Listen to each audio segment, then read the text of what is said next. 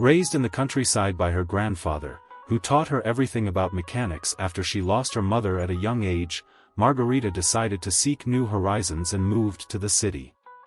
There, she started working as a waitress.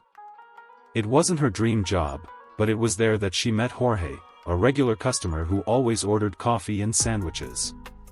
They started going out together, and their daily encounters always brought a pleasant tension. Sometimes she blushed just seeing him, and her day became brighter just knowing that she would see him. Margarita smiled, a little shyly, when she heard a compliment that Jorge made about her. Jorge always made the atmosphere lighter with his presence. In a surprising gesture, one Wednesday, he appeared with a bouquet of pink daisies and, with a charming smile, held them out to her.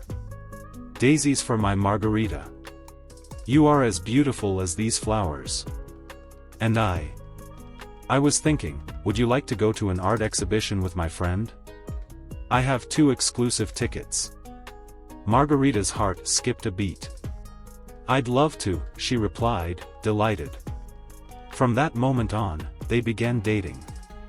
Jorge would walk her home, meet her after work, and their visits to the coffee shop became even more frequent. Each meeting was filled with laughter and deep conversations, and Margarita found herself becoming more and more involved, dreaming of a future with him.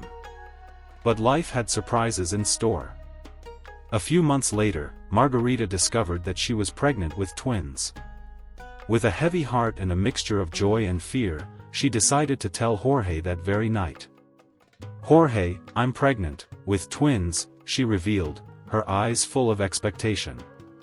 Jorge, surprised, hesitated. "Pregnant, and with twins?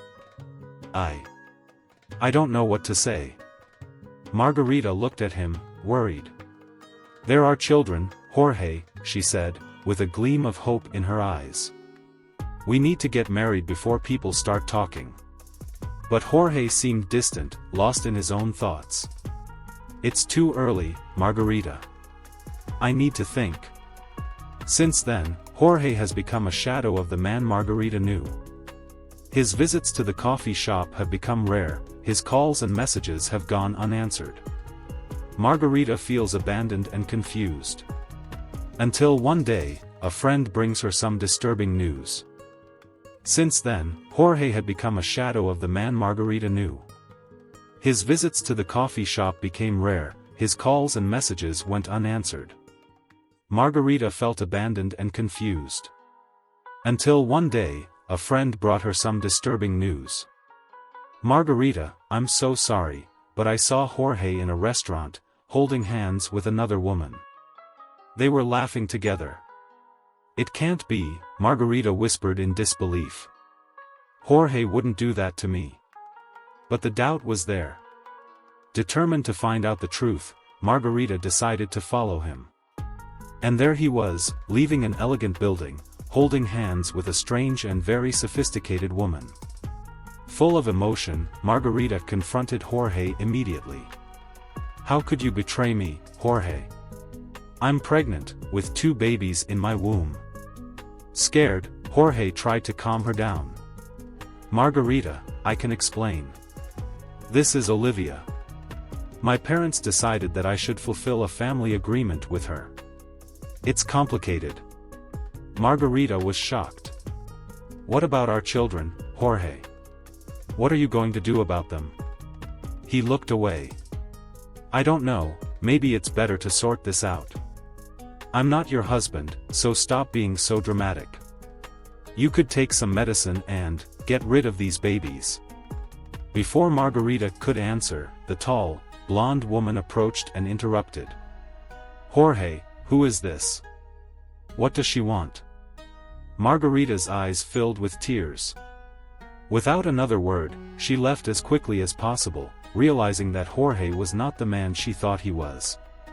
Now, she would have to face an uncertain future alone, but she was determined to be strong for her twins. The pain of betrayal and humiliation was devastating, turning what had been a dream into a nightmare. For a week, Margarita could barely leave the house, consumed by sadness and exhaustion. Thinking about Jorge's suggestion left her shaken. How could she get rid of the babies? How would she get through all of this? I'll be able to take care of these children by myself, Margarita thought, frightened about the future. At that moment, her best friend, Maria, knocked on the door, worried. Margarita, is everything okay? I need some medicine for my son, who has a high fever. Seeing Margarita's condition, Maria was shocked. What happened? She asked, and Margarita, between sobs, told her everything about Jorge, the pregnancy, and the painful encounter. Maria listened attentively, shaking her head in disapproval. That's terrible, Margarita. But now, what are you going to do? I don't know. I got fired from the coffee shop. Maybe I should go back to the countryside. I just want to hide. How am I going to survive? Maria thought for a moment and then suggested. Look, Margarita, going back to the countryside isn't going to solve anything.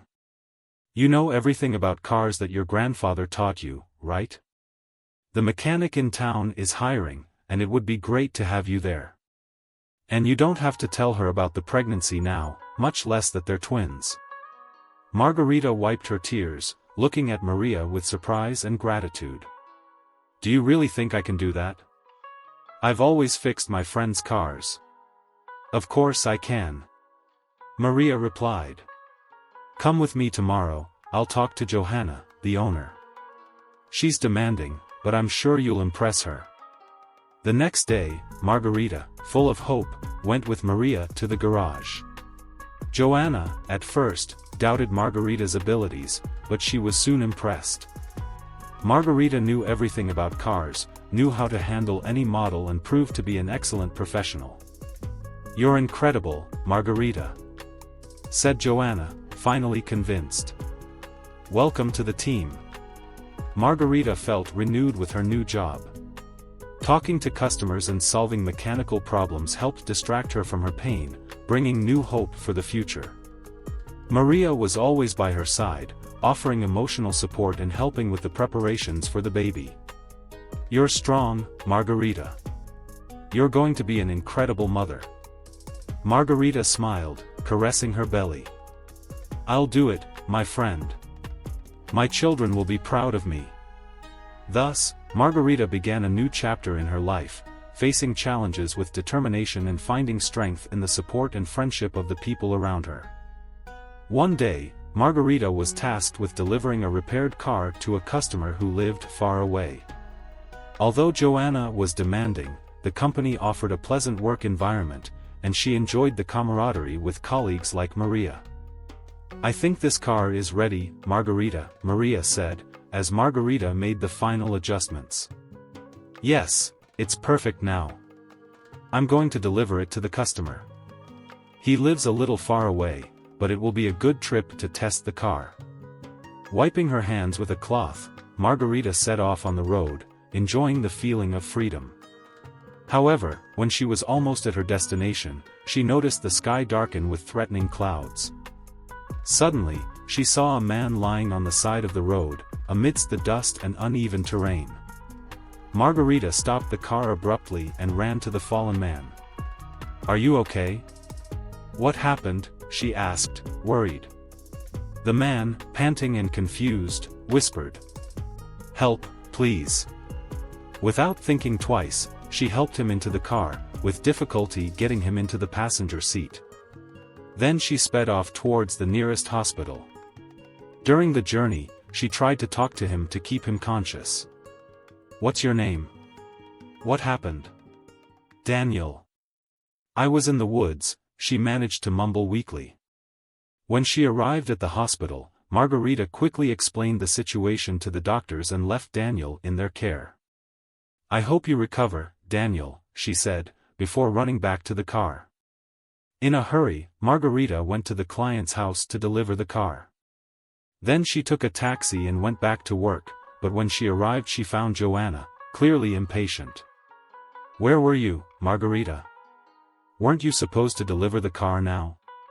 Joanna exclaimed, frustrated. Sorry, Joanna, but I found an injured man on the road. I had to take him to the hospital, it was an emergency. Margarita explained, hoping that Joanna would understand. That was irresponsible, Margarita. You ignored the customer, wasted fuel, and we still wasted time helping a stranger. This affects our reputation with important customers, complained Joanna, visibly irritated. Margarita, holding back tears, replied. Joanna, why are you being so harsh? I tried to warn the client. I had already told him that the client would not use the car today, Margarita insisted, trying to explain. And that man on the road. I couldn't just leave him there. Joanna, still irritated, replied coldly. You will pay dearly for this good deed. The fuel will be deducted from your salary, and forget about any bonus. I am your boss, not your friend. Frustrated and disappointed, Margarita thought, is this what I get for trying to help? One good deed and I am punished. Exhausted, she finished her shift and went straight home, falling asleep as soon as she lay down. The next morning, she was awakened by insistent knocking on the door. When she opened it, she found 3 well-dressed men, and one of them, with an air of authority, entered without waiting for an invitation. Good morning. You must be Margarita. Yesterday you saved my son, and I am eternally grateful. He said, placing an envelope of money on the table. Surprised and not understanding, Margarita tried to refuse. No need. I just did what I thought was right. He was injured and... My son was kidnapped, the man interrupted, visibly uncomfortable. He managed to escape and tried to return home. Do you know if he said anything important on the way? Margarita shook her head. All he could say was his name. Daniel. The man smiled slightly. Thank you again. Accept this money as compensation for the problems you had with your boss. As they left, Margarita looked at the line of luxury cars outside and thought, I need to know more about this. Something is not right. How did he know about my problem with Joanna? This doesn't make sense. The next day, Margarita went to the hospital with flowers for Daniel, but was stopped at the entrance. I just want to know how he is, she insisted, worried. A hospital representative, visibly irritated, approached her with an air of authority. Madam, patient Daniel Torres is in critical condition and has been placed in an induced coma. He is in the ICU, and visitors are not allowed for security reasons. Margarita was perplexed. But what do you mean? He was just injured, how could he have suddenly fallen into a coma like that? I am not authorized to discuss the details, the man replied coldly. His father is managing the situation. Dismayed, Margarita turned around, ready to leave, when Lucia, a receptionist, discreetly called her into an empty room. In a hurried tone, she murmured. It's not exactly like they said. Daniel is not really in a coma. He is just sedated, and we don't know why. The man who claims to be his father paid the hospital a lot of money to keep him here, against his will. But please don't say I was the one who told you. I could lose my job. Margarita could barely process the information. I need to do something. I can't leave Daniel trapped here like this. Thoughtful and with a sense of justice boiling over, even though she was pregnant, she could barely sleep that night, determined to act. The next morning, she woke up with only one thought. I need to save Daniel, but, how am I going to do that? The police can be dangerous, Margarita thought out loud. If these men are that powerful. Decided, she called Lucia and they arranged to meet discreetly at a cafe. As soon as they arrived, Margarita got straight to the point. Lucia, I need your help to get Daniel out of the hospital. I have a plan, but I can't do it alone. Can you help? Lucia looked around, visibly nervous, before answering. This is very risky, Margarita, but I agree that it's the right thing to do. We need to act quickly and very carefully. Margarita's determination shone in her eyes. Let's do this, it's Daniel's only chance.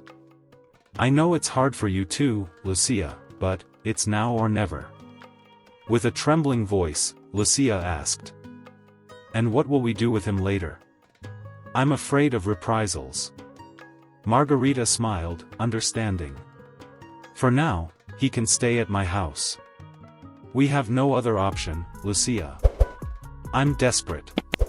Can you tell me more about what happened? Are you sure this isn't a big risk for you? Lucia asked, worried. It's a risk I have to take, Margarita replied, determined. I have to follow my heart.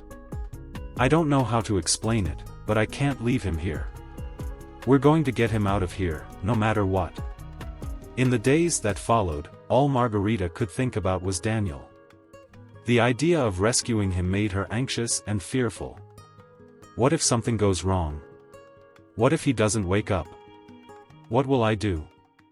But she knew there was no going back. On the night she had planned, her heart was pounding as she put on the lab coat Lucia had given her. When she arrived at the intensive care unit, Lucia was already waiting for her with a stretcher. The two worked in silence, very carefully. The hallway was quiet and Margarita prayed that no one would see them. Luckily, they managed to get Daniel into the car without being noticed. Back home, Margarita called her best friend and neighbor, Maria.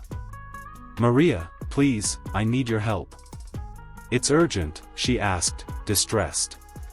Maria arrived surprised, but soon realized the gravity of the situation. What are you doing, Margarita? You're crazy. Who is this man? I can't explain it now, I just need you to trust me, Margarita pleaded. Maria hesitated, but when she saw Margarita's determination, she ended up helping carry Daniel inside and settling him on the couch.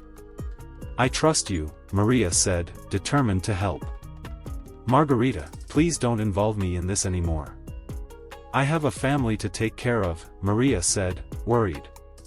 Thank you for helping me, you are a great friend, Margarita replied, feeling grateful. Margarita knew that the next few hours would be decisive and hoped that Daniel would wake up soon to clarify the mystery behind his kidnapping. She wondered if she would understand why her heart had guided her to make this decision. As she watched Daniel breathing normally, a sigh of relief escaped her lips and she fell beside him, exhausted.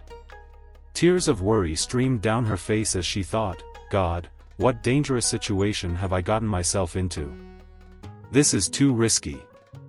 What if this man finds me? What will happen to me and Daniel? She felt alone in a life that seemed more like a thriller every minute. But at least she had managed to save a life, and that was something her children would be proud of her for. The next day, Daniel began to regain consciousness. He blinked, confused, looking around, trying to get his bearings. Are you the person who helped me on the road? He asked. Margarita smiled slightly and replied, yes, it's me. But we have a lot to discuss. You can't imagine the situation we're in right now. Then she began to tell Daniel about the man who claimed to be his father, how he had kept him sedated in the hospital and everything that had happened, including his own confusion and the twins he was expecting.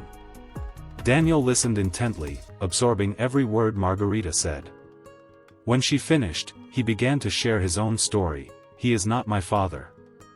My real parents were very rich. My father owned a car factory, and my mother was an administrator. They died when I was very young, and this man you mentioned became my guardian and was in charge of the business. He was always distant, never showed affection, and sent me to study abroad. When I came back, he tried to control me. After I found out about my father's will, which left me everything, he started threatening me. At first, it was just phone calls, but now, well, that doesn't matter now. Margarita listened in horror at the revelation. So, it was he who he was running away from on the road. He wants to prevent you from accessing the will. Margarita exclaimed. Daniel, we need to find him. Fernando can't continue to approve this situation. Margarita explained the gravity of the situation and insisted that they should seek help from the police. We need to find this will and expose Fernando. I don't know why, but if I were in your shoes, would want someone to help me. Then I'm with you, Daniel replied, surprised by Margarita's strength and kindness, even while dealing with the repercussions of her past. Together, they went to the police station to share their suspicions about Fernando, Daniel's former guardian. Daniel explained how Fernando manipulated his life with the help of a guardian who was always nearby. He seemed disappointed. Now I realize that all of this was just to control me, Daniel said with a sad look after the visit to the prosecutor. They headed towards the police station, where they were met by the detective in charge of the case. We're going to investigate thoroughly. We'll follow every lead, the detective promised. Margarita, aware of the gravity of the situation, stayed by Daniel's side, offering her support throughout the investigation. The detective began to unravel the truth about the death of Daniel's biological parents and revealed that Fernando was involved in the crime and planned the murder of his parents, the detective said. Daniel was shocked by the revelation. I can't believe this happened, he murmured, looking at Margarita, who was by his side to comfort him. Margarita and Daniel were going through difficult times. We're not going to let him get away, Margarita declared with determination, determined to stand by Daniel's side and support him at every stage of the investigation. As the detective learned more about Fernando's network of accomplices, Daniel felt increasingly motivated to seek justice. He was determined to overcome the obstacles, counting on Margarita's support and the detective's dedication. After discovering Fernando's involvement in the murder of Daniel's biological parents and a series of other crimes, including his kidnapping, the detective organized an operation to capture him. Fernando was located at one of his properties, an isolated house in the countryside. Police security surrounded the area during the night to prevent any escape attempts. At dawn, a tactical team entered the property, prepared for a confrontation. Surprisingly, Fernando offered no resistance. He was found sitting in his living room, apparently awaiting the authorities. The detective and other officers entered the house and arrested Fernando. With an expression of resignation, Fernando simply nodded and stood up, allowing the officers to handcuff him without resistance. However, this did not bring Daniel peace. I need to face him. I need to know why, Daniel decided, with Margarita at his side. In prison, Daniel found Fernando, expecting some remorse or apology. But he was greeted with arrogance. Ah, Daniel, you finally found out everything. I must say I'm a little surprised you got this far. You should have been more careful, Fernando said, with a coldness that cut Daniel's heart. How could you destroy my family and still act as if you were my protector? Daniel asked, his voice shaking with anger and pain. Fernando replied, emotionless. I've always been a means to an end. You were just a pawn in my game. I made the mistake of letting you escape. After I found out about your father's will, I thought I should get rid of you while I still could. If it weren't for that incompetent mechanic, you'd still be sedated. You're already at rock bottom. You won't get out of this prison while you're alive. And don't offend this angel that God sent to be by my side. Her name is Margarita, Daniel challenged, furious. Daniel left the visit completely distraught, but he felt a little calmer knowing that Margarita was by his side, offering support. Now Daniel, you know the truth. He will pay for everything he did, Margarita said, holding Daniel's hand. With Margarita by his side, Daniel prepared himself for the long road to justice. He was determined to fight not only for himself, but also for the memory of his parents. Their history was marked by tradition and pain, but also by courage and the search for the truth. Eventually, Daniel took control of his father's company, and he often visited Margarita, strengthening their friendship. But in truth, he knew that what he felt for her was much more than friendship. During one of these visits, Daniel brought up the subject of Margarita moving to a more comfortable place. You really should consider moving to a better place, he suggested, looking at her small apartment. Margarita laughed lightly. I know you're worried, but I like it here. It's small, but this is my little corner. Besides, I'm thinking about your comfort and the babies. Working as a mechanic isn't a safe option and it can help you financially, Daniel insisted, clearly worried. Margarita sighed. I know, I'm going to miss this job. Despite the problems I had with my boss, it was more than just a job for me. I understand, but now it's time to think about your health and the twins. Let me take care of you, Daniel said. Margarita looked at Daniel, feeling grateful. You've done so much for me, Daniel. I don't know how to thank you. You just need to be by my side. You saved my life, Daniel replied, holding his hand. And by the way, about their birth. I would love to be their godfather. Margarita felt her heart warm at Daniel's proposal. Tears of gratitude welled up in her eyes. Of course, Daniel.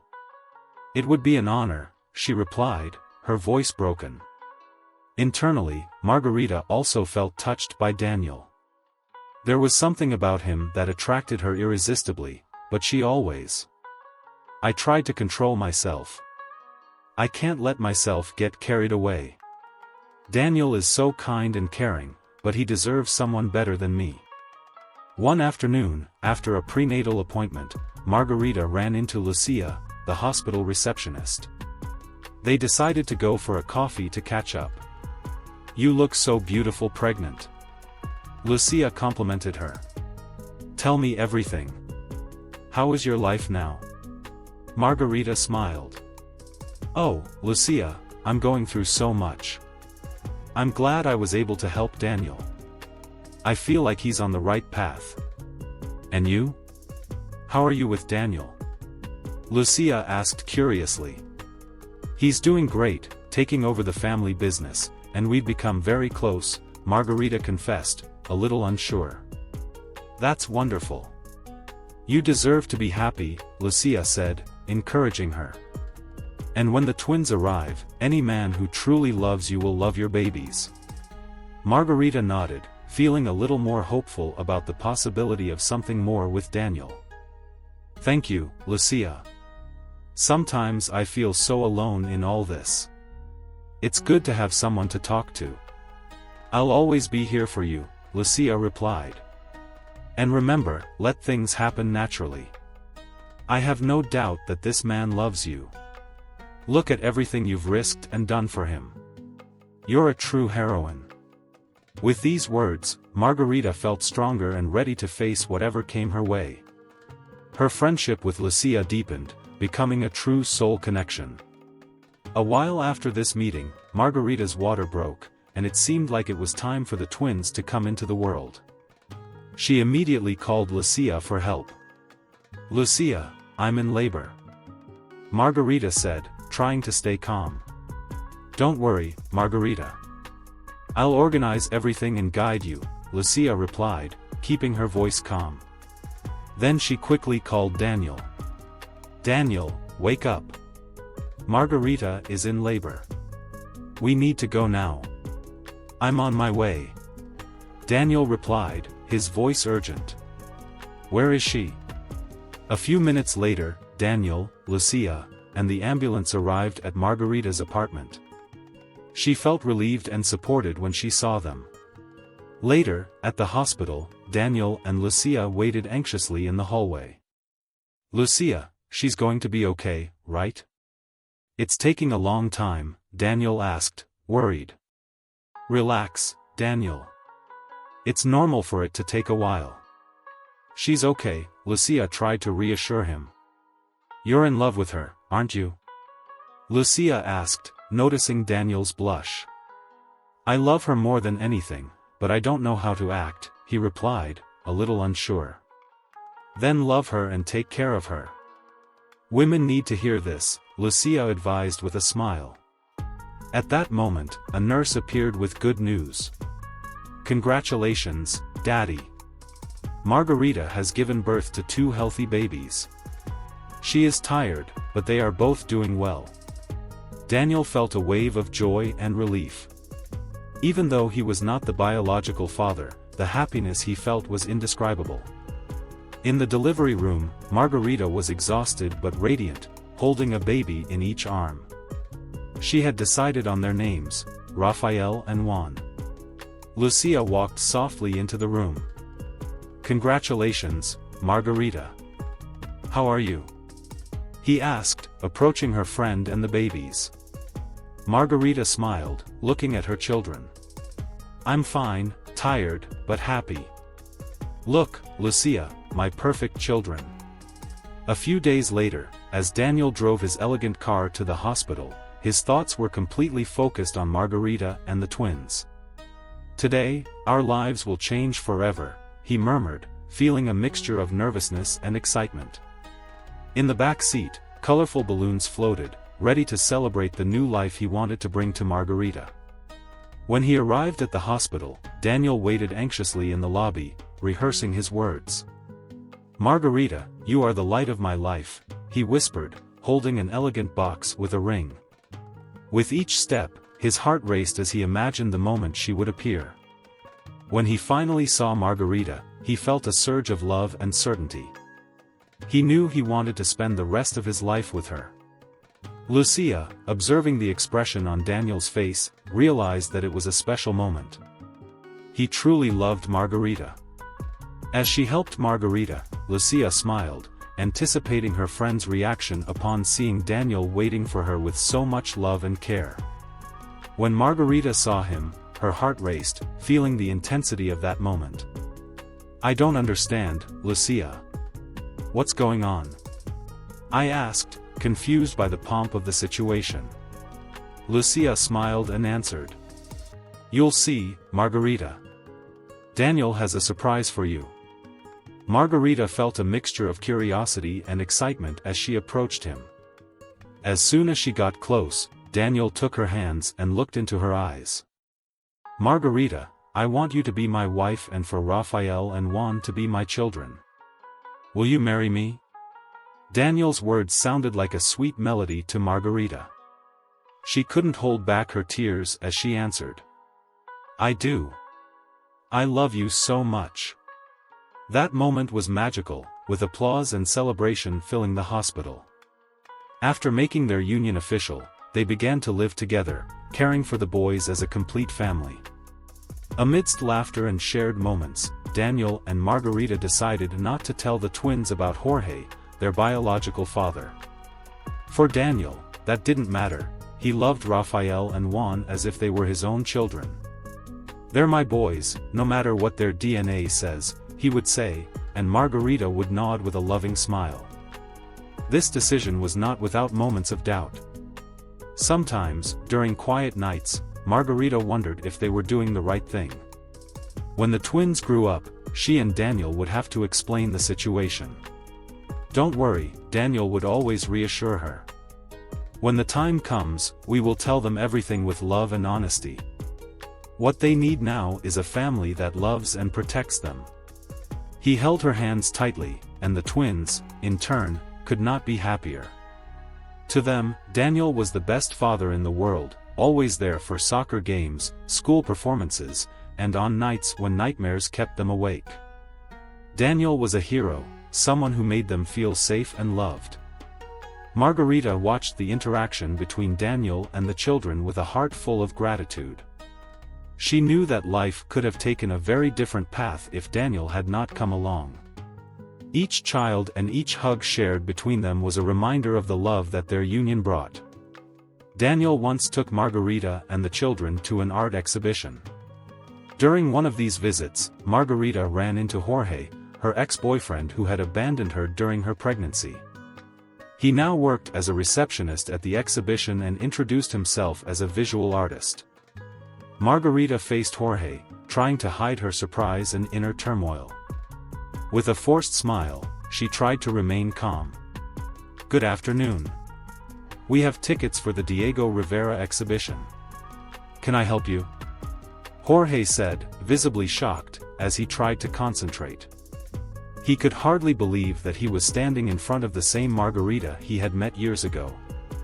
"You look different," he murmured, lost in his thoughts. "Daniel, who was standing next to Margarita, noticed Jorge's discomfort and intervened. "Sir, we don't have much time. Could you check the tickets, please?" Jorge, still stunned, asked impulsively, "Margarita, are these boys my sons?" Daniel gave her a cold look and replied, "Raphael and Juan are my sons." "And who are you?" Margarita, trying to keep the situation under control, calmly replied, "Don't worry, Daniel. Jorge is an old acquaintance. In fact, I don't know if I want to see this exhibition. Let's look for a restaurant around here." As they left the place with Daniel and the twins, Margarita felt relieved that Jorge was no longer in her life and that she had found a man who loved her, respected her and would never betray her like Jorge did. Jorge reflected on his life, now stagnant and full of regrets. He realized that Margarita had been sincerely loved, something he never valued at the time. "If I could go back in time, I would do everything differently. But now it's too late," he thought, enveloped in a feeling of loss and melancholy. Meanwhile, Margarita, Daniel and the twins enjoyed another gastronomic experience, leaving behind the exhibition and the ghosts of the past. She focused on the present and the bright future she was building with her family. The children grew up loving Daniel as a father. Margarita decided to open a franchise of workshops for female mechanics, turning it into a great business that supported the family in perfect harmony. If you liked this story, please like and subscribe to the channel. This helps us bring you exciting stories almost every day. Don't miss the next amazing story that is appearing on your screen right now. Thank you very much for your support. See you soon.